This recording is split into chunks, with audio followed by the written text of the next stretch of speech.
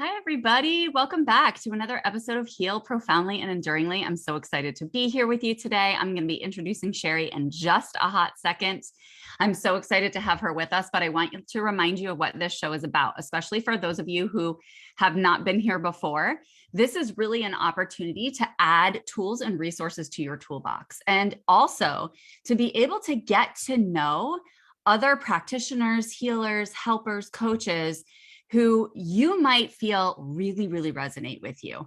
Because that's one of the things, I've been a therapist for 20 years, and that's one of the main things, that is the main thing that we need when we're looking for somebody to help us, is somebody who really clicks well, that we feel like, oh, I love their energy. And that's the foundation for you, your human, to be held as you continue to heal and grow. So I'm so excited to have Cherie here. Her name is Cherie Cox. She is a spiritual life coach who's on a mission to help women heal the past, awaken their magic, and create a life they deeply desire. Deeply connected to the universe and the power we each hold, Cherie takes her clients on a journey into the depths of their heart and soul, one filled with divine expansion and unconditional love. So beautiful. And Cherie's talking to us today about through the darkness, there is always light. Yes, there is, my friend. And we always try to avoid it, right? So welcome. Thank you. I'm so happy to be here. Thank you for having me, and just thank you for creating this space for everyone. You're so welcome. You literally look like an angel in the light. You're Thank like you. angelic today. I'm so happy. You're bringing us all the angel vibes. We're so grateful. And we pulled a goddess card before we went live. And it was all about being that wise leader and really embodying that version of you, making those choices for yourself that then reflect to other people. So that is part of this journey of healing, my friends. But the first thing I want to start with, which I always start with on this show, is asking you, what is that one thing that you feel is necessary to heal profoundly and enduringly? The theme of this talk is through the darkness, there is always light.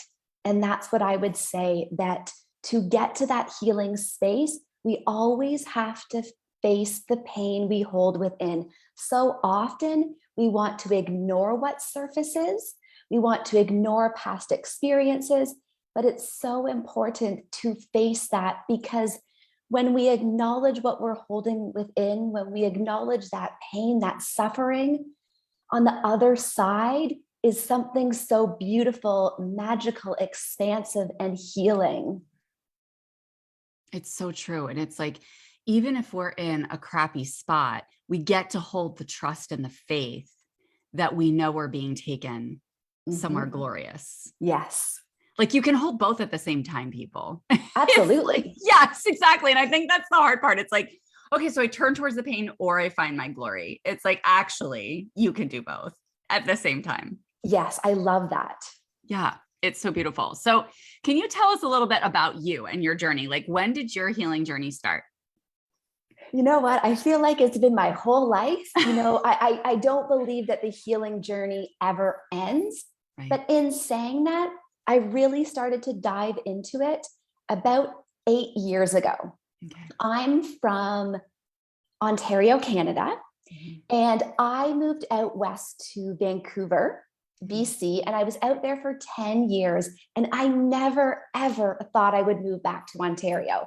And one October, I came back to visit, and when I flew back to Vancouver, as soon as that plane landed, there was just something inside my heart and soul. I knew it was my time to go back to Ontario. So 6 months later, I moved back to Ontario, just not fully understanding why, but knowing that I was being called here. And 4 months after I moved back, I'm just getting goosebumps.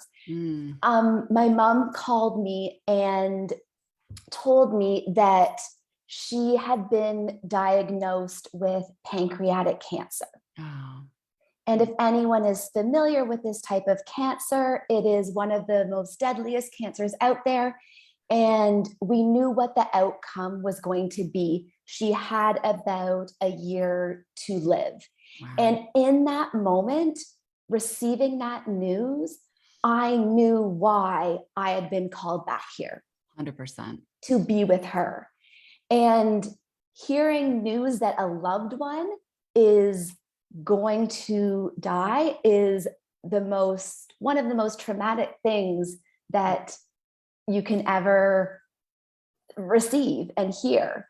And for the next month, I was in the depths of my sadness, my fear, my worry. At the time, I was actually a hairstylist.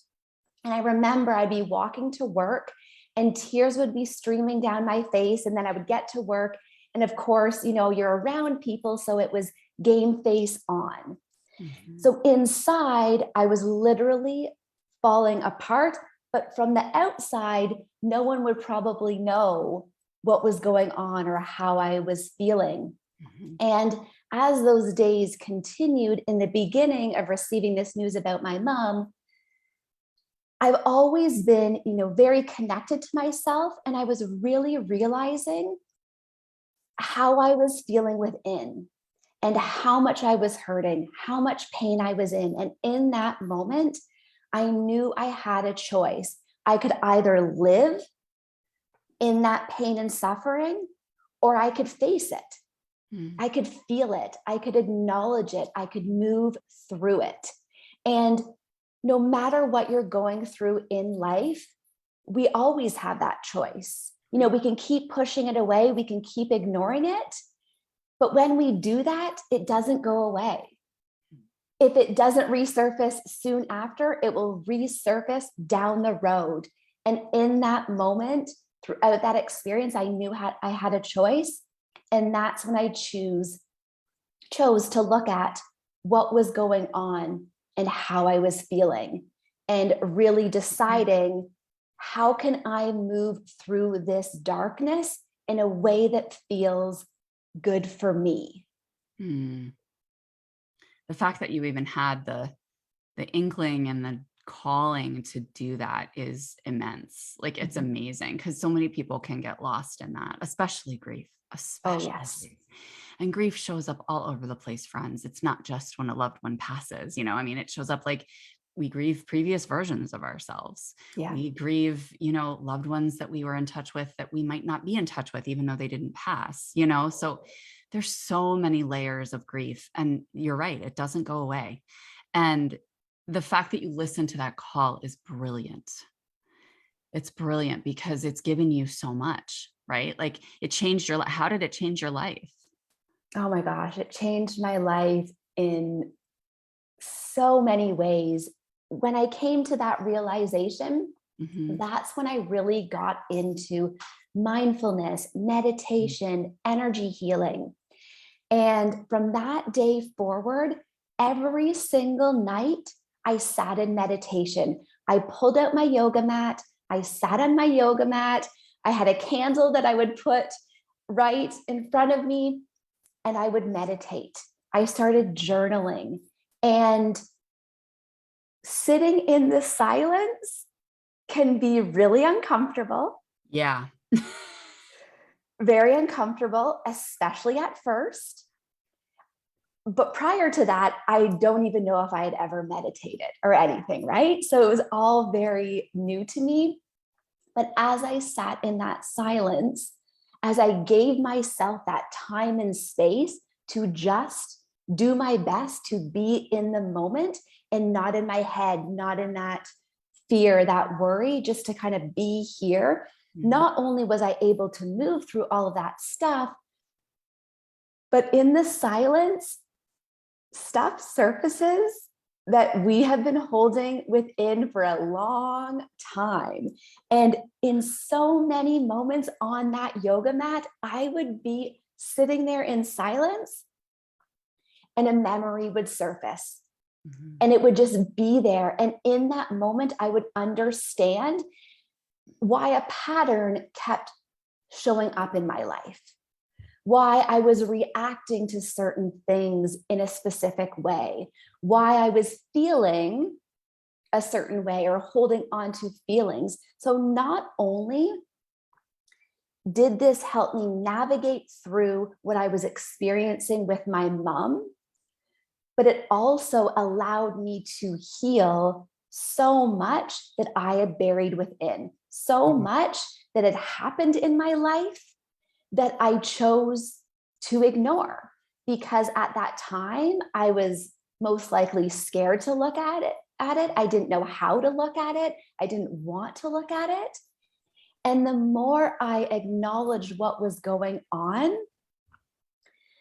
in the beginning, I felt like I was in this cave of darkness. Mm-hmm.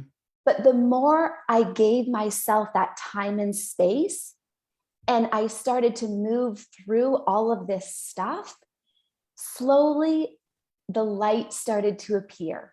Mm-hmm. Little sprinkles of light around me, little rememberings mm-hmm. of really who we are and why we are here and the magic we hold.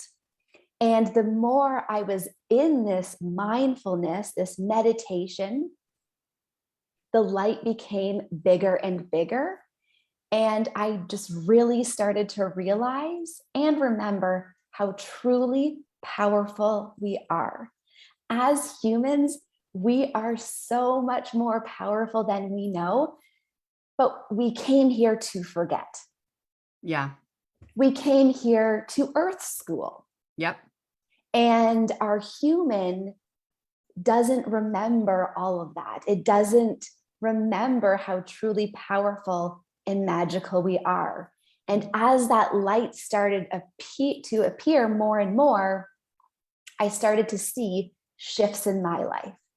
And things, even though at times they still felt like they were falling apart, in that falling apart, I also knew what was possible, what was available to me. And it's even back to what you said in the beginning is we can be in our sadness and our fear and believe that there is happiness out there, that there is joy, that there is hope, that there is trust, that there is more. So for me, it was this dance between the two. And as that light started to appear more and more, I felt so differently internally. Yeah. You felt that sense of peace. It's so funny because it's like, have you read The Power of Surrender by Michael Singer? I haven't. Oh my gosh, friend. It's literally, you basically just recited it. Like with your experience and like what he went through as well. I'm reading it now. I'm actually in the middle of it now. And it's exactly what you're saying. I mean, he was like getting his doctorate and then he's just started with this Zen meditation and it just took him, he just kept going within. He just kept getting drawn within and he's like, and the light just kept getting bigger and bigger, you know? Mm-hmm. And that's what's so cool. Like all we need to do is open up that space for ourselves. And it can seriously be that easy. And it doesn't feel that way when you're starting out, especially if you are in a state of negativity or anxiety. And that's why I say, fine, like, move your body first, allow yourself to release some energy and then sit with yourself and open up that space. But when we have that space, we're in receiving mode. Yes. And then anything that comes forward is what we're really meant to receive at the time. And it's mind blowing. It continues to blow my mind every time I sit in meditation. Yes. It's unbelievable. And the other thing I'll say too, friends, is like it's so funny. I was in meditation this morning. And I was sitting there in meditation and it was monkey mind morning.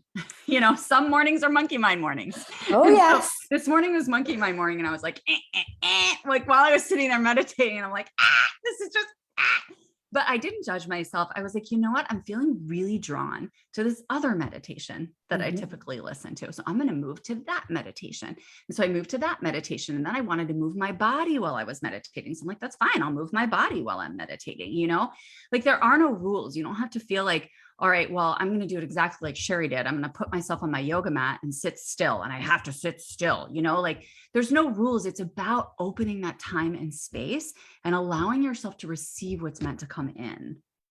Absolutely. And I love that you said that because there isn't one way. Right.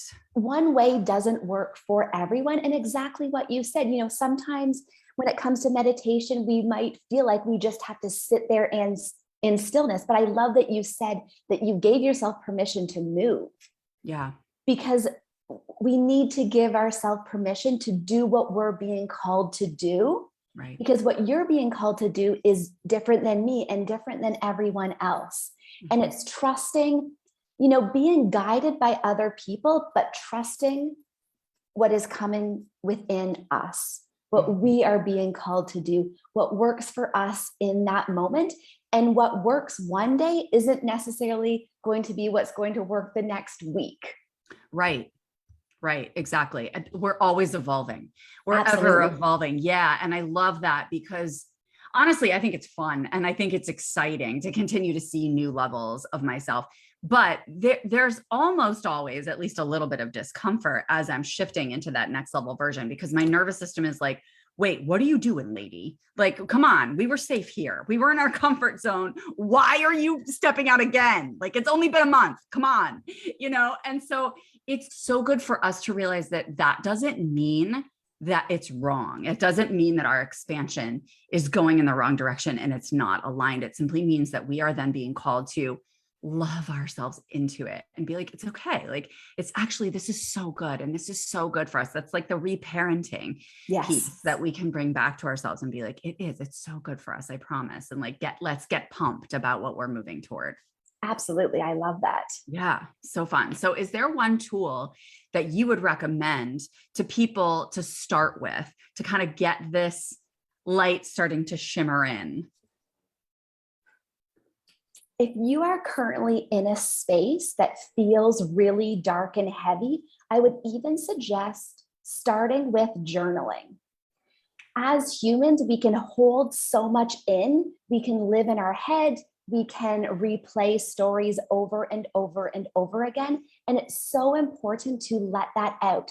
So literally putting pen to paper and just letting the pen flow, letting whatever out. When I do this sometimes, it ends up by the end, it's just, no one would be able to read what I wrote because Yes. you know what I mean? It just, the pen is going so fast and you're just letting it all out. And I would say, don't reread it. So just give yourself space to brain dump everything out and just allow yourself to release it. If you're moving through something heavy, I would even suggest doing this every single day and giving yourself space to release that monkey mind, that racing mind that is no longer serving you. And then once you've let go of that, then start sitting in meditation.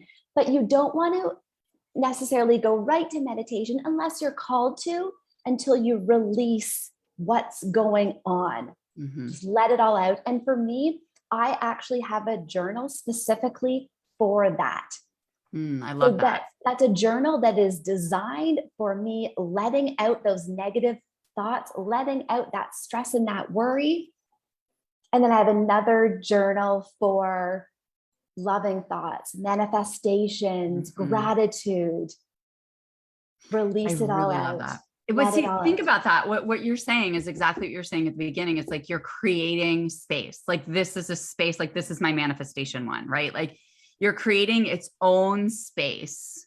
And I love that because then it feels safe to pour out as well. And that's so funny too, because I was even journaling this morning and I just laugh at my handwriting sometimes because I'm just like, sometimes make it as big as you want, guys. Like, this is for you. This is your space to put whatever it is down. And it's so funny because after being a therapist for a couple of decades, one of the biggest issues that clients had about writing in a journal was, what if somebody finds it and reads it?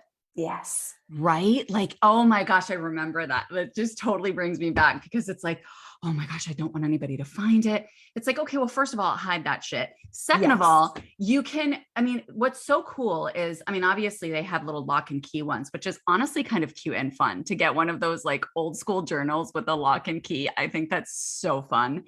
Or, there's so many journaling apps that are password protected. Yes. You can do that too. So don't allow your brain to bring in the excuses because of the fear. Absolutely. I love that you said that. For me, it is one of those things that I understand that feeling of you don't want someone else reading it. It is very personal. Yeah. And put it in a safe spot. Put it somewhere where someone isn't going to be looking, or like you said, a journal with a lock. Mhm. Amazing. It's so fun too. It just makes you feel like a little kid again. It's so Definitely, fun. right? There's Yes. even what I'm feeling as I feel into that is there's even something playful about it. Yes. Even though what you're writing about is heavy, Mhm. but that brings in playfulness. So good for the inner child. 100%, which we definitely need to start doing more, especially as adults. We're in this mode of our to-do list and, go throughout the day. We're busy, but bringing back that playfulness, that inner child is so important for all of us. And even a reminder for myself in this moment.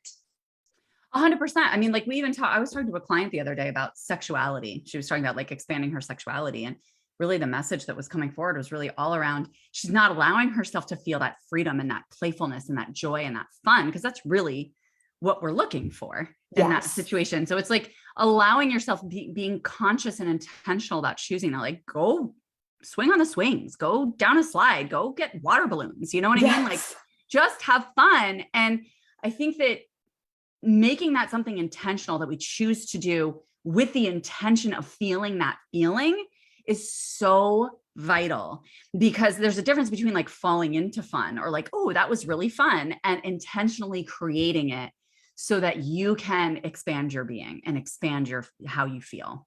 Yes, I For love sure. that so much. And even this reminder of, how can we bring fun into our day every single day? Yeah. Like you said right there, swinging on a swing, Mhm. doing that, it doesn't take long. Mhm. Just taking a few minutes, 5 minutes, or even creating a day, on the weekend or something, but bringing in that element of fun.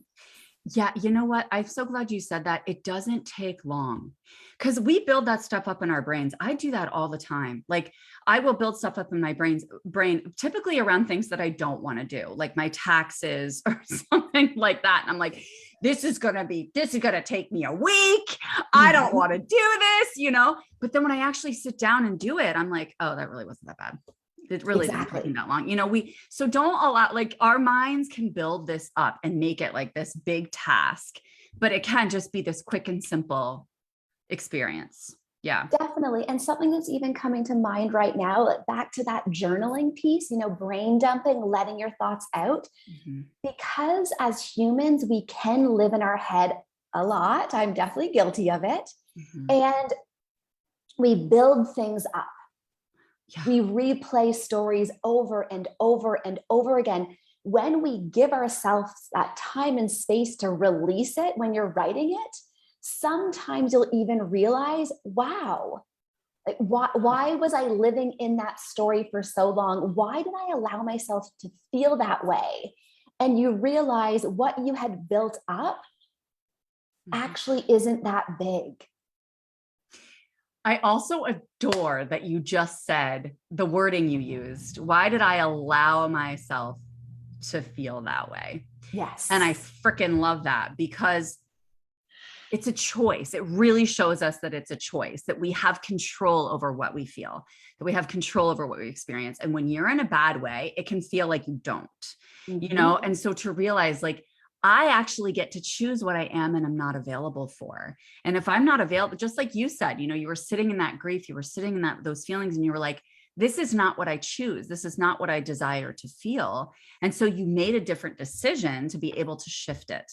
And so Yes. realizing how, like you said, how much power we have as humans. And a lot of times we don't believe that until we've experienced it and felt it ourselves.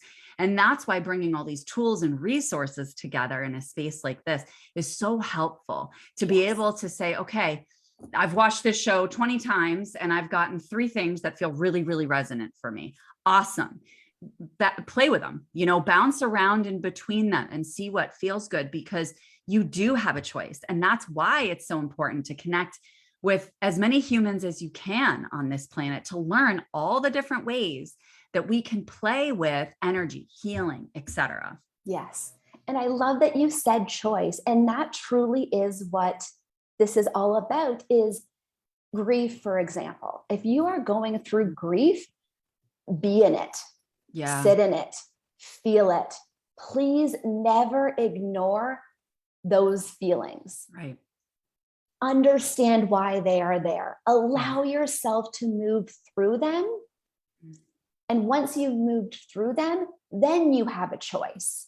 Right. Then you have a choice if you are going to feel that way for the rest of the week, the rest of the month, or if you're going to choose to feel differently. And at first, it is hard to choose differently. It is hard to choose to feel good, to feel love, to feel playful. But the more you practice this, the easier it gets. But it's always a choice. Yeah, no, it really is. That's so beautiful. I love that so much because it really helps us feel into our own power. One of the things that I always ask in that situation is, am I complete? Do I feel complete with this? Like if I'm in a rough way, right? And I've turned toward it and you're sitting in it, how complete does this feel for me? Because then I get to decide, okay, do I stay in this? So there's still little remnants here for me to attend to, or am I ready to close this and to move forward? So that's one of my favorite things to use, is to identify and feel into. It's not like a conscious decision. It's I'm feeling into, do I feel complete with this? Or do I feel like there's still some remnants here that I need to attend to? Absolutely. I love that. Yeah. So cool. So cool. Okay, friends. So thank you for being with us today. How can people connect with you? I always encourage people at the end of this show to, you're a human. Don't be afraid, humans. She's just a human. Just because she's live on Facebook doesn't mean she's a giant celebrity and she won't talk to you. Just send her a message. If you feel like you resonate with Cherie's energy and you're like, oh my gosh, like she's speaking my language, right? Just reach out and start a conversation. The more connections we have, the more we learn in this world, the more we expand. So can you tell us what the best place is to connect with you? And we're dropping links now too, so people can just click and visit you. Absolutely. There we go. Guys, let me tell you. So Cherie messaged me and was like, we have a fire alarm test that's going to be going off in my building on Monday. Should we still try it? And I was like, let's throw caution to the wind. Let's do it. Dude, we made it through the whole show, Cherie. Yay! So she's muting herself so you don't need to hear those harsh noises. But guess what? She doesn't even need to answer this question because she's already given us all her links. We have her website, we have Instagram, we have Facebook. So this is what I encourage you guys to do. Reach out to Cherie, just start a conversation. Is it done already? Yes, it might come back on, but we made it through for the most part. We did. I'm so proud of us. So anyway, where would you like people to connect with you? Yes, so you can find me on Instagram. My Instagram is Rising Earth Woman, or you can find me on my website. It's cheriecox.com. It's CherieCox. Or you can also, you can connect with me on Facebook, which is Cherie Cox. Perfect. I love that. This time was so fabulous. Thank you so much for being here. Guys, reach out to Cherie, just chat with her, say hi, make her a part of your week, and your vibes will be higher. I promise. So thank you for being here. And friends, I will see you all next week. It's July 4th, but I'm still going to be here. So I will see you next week for another episode of Heal Profoundly and Enduringly, and have a beautiful, beautiful week. Bye, Thank friends. you so much.